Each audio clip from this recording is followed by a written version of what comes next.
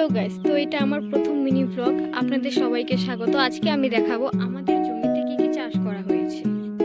তো দেখতে পাচ্ছেন এগুলো হচ্ছে আলু গাছ, অনেকেই চেনেন না। এটা হচ্ছে আমাদের ভুট্টা গাছ, এখন অনেক ছোট রয়েছে। এটা এই গাছটা দেখে অনেকেই বুঝতে পারবে না যে কি গাছ। এটা হচ্ছে বিমসের গাছ। এটা 15 দিন আগে গাড়া হয়েছে মিনিমাম। এতদিনে এটা এরকম গ্রোথ হয়ে গেছে।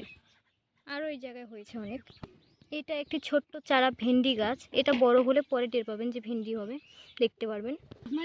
বন্ধুরা, তোমরা কারা কারা এই শাকটা চেনো আমাকে কিন্তু কমেন্ট করে বলবে। এই শাকটা আমাদের এই জায়গায় বথুয়া শাক বলে চিনি। তোমরা কোন নামে চেনো আমাকে কিন্তু অবশ্যই জানাবে। এই চারাটা দেখে অনেকজন আন্দাজ করেই ফেলেছেন এটা ধনের চারা, ধনে গাছ। এটা দেখে তো বুঝেই গেছেন যে এটা মূলো গাছ। এটা হচ্ছে মূলো গাছের যে শাক হয়, আপাতত সেই পরিস্থিতি আছে, কারণ এখানে এখনো মূলো হয়নি।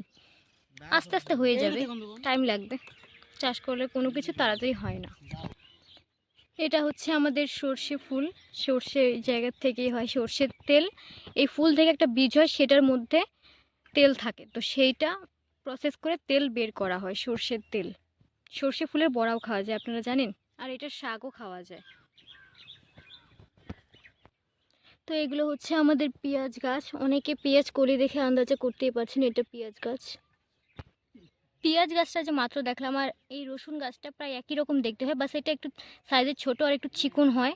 আমাদের এগুলোর গ্রোথ কমে গেছে, তার জন্য চিকন। জল দিলে এগুলোর গ্রোথ বেড়ে যাবে। আর পেঁয়াজগুলো একটু মোটা হয় গাছগুলো। আপনারা দেখতে পাচ্ছেন আমার দাদু এখানে চাষ করছেন। আসলে এই ক্ষেতগুলোতে অনেক আগাছা হয়, তো ওগুলো পরিষ্কার করা হচ্ছে। আমার দাদু এই কাজটাই করছেন এখানে। কে কে বলতে পারবেন যে এগুলো কী জিনিস? এগুলো হচ্ছে বিছুনের বেড। বেড বলা হয় এগুলোকে। এর ভিতরে ধান গাছের চারা থাকে, দেখতেই পাচ্ছেন। এগুলো পরে তুলে নিয়ে আলাদা করে গাড়া হয়, ধান গাছ তৈরি করা হয় এইভাবে। আর এইটা হচ্ছে আমাদের বিউটিফুল গ্রাম।